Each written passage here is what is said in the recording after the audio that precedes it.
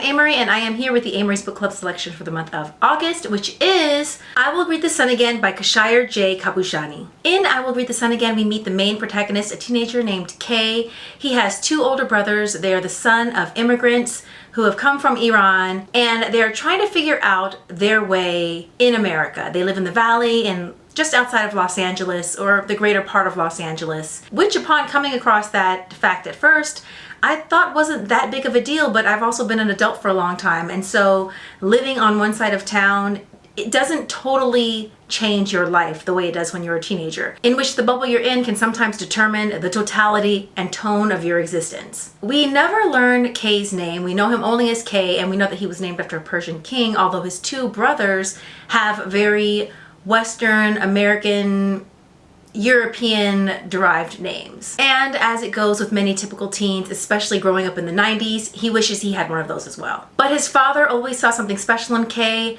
which also takes some unexpected and dark turns later in his life, being their father's favorite. So Kay has to navigate that as well. In the story, the brothers do everything they can to be very American, but they don't actually have to try very hard. They simply are American. They're American California boys. Sure, they have immigrant parents, but everything around them is very American. This is also the late 90s, early aughts, so we see lots of those references, hip hop, clothing, like Sean John, etc. We see all of the Americanisms, but we also see the tension that crackles between their mother and their father, the strains that come from not having a lot of money, the strains that come from their father, who is very educated but hasn't been able to find his way and doesn't want to just work any job. You definitely get the impression that he doesn't want to be a stereotypical immigrant who's overeducated for the job that they can find in the States.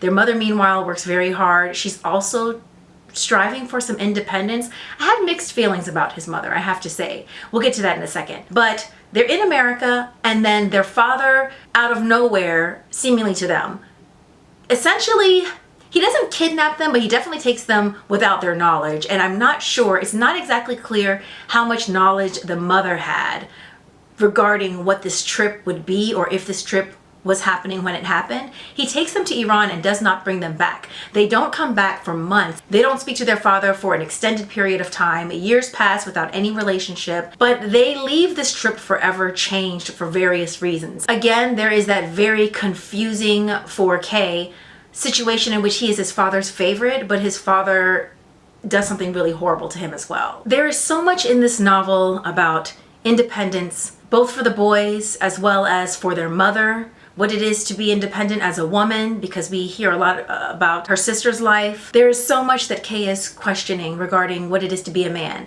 especially because of what's happened with his father, as well as his own queer identity, as well as being an American, being a child of immigrants, trying to fit in, but finding that it's very difficult, especially post 9/11. The immediate aftermath of 9/11 is the first time Kay and his brothers really feel their identity in a way that's very part of, but apart from American society, what they view as being American. It's something of a turning point for him and for them, and they handle it in different ways. Now, while all of this is happening with Kay's family, there's so much Kay is experiencing regarding friendship and love. I Will Read the Sun Again is definitely a coming of age tale, but we do get glimpses of what the adults are going through around the boys, especially Kay.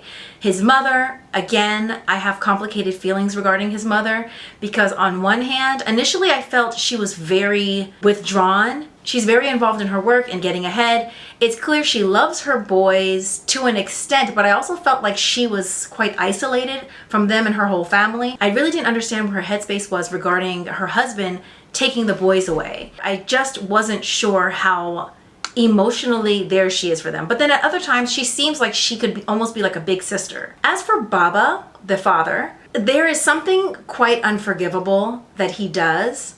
At the same time, he is not painted flatly.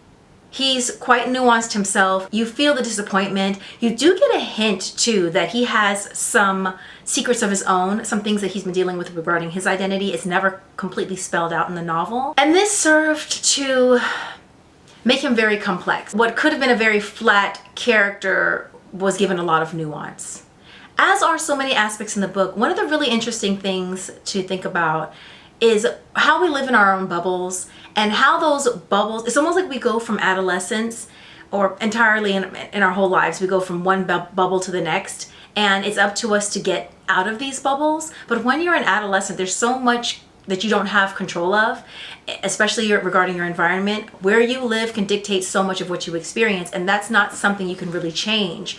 So it's very interesting to think about how these things, how we're shaped, how our childhoods are shaped, how we view ourselves, how we view our identity, how we feel or don't feel that we fit in, whether it's in high school or in friendship circles or greater American society, how all of those things are not necessarily completely in our control. At least not the way that they are in when we're adults. Such a fascinating read. This cover really got me, by the way. It's such a beautiful image. It's so exuberant. But because it's literary fiction, you know something really bad is going to happen. It's one of my favorite covers. Join me and Khashayar J Khabushani at the end of the month. Also follow along with the hashtags, hashtag Read with Amory, hashtag Amory's Book Club. Follow Amory's Book Club on Instagram at Amory's Book Club, as well as my personal page at Amory. That is where we will be having the live chat. In the meantime, happy reading. Because it would be very easy to feel like he's basically a monster. Wait, River, you can't do that. You can't move in there because the film is okay. You have to go over here. I know.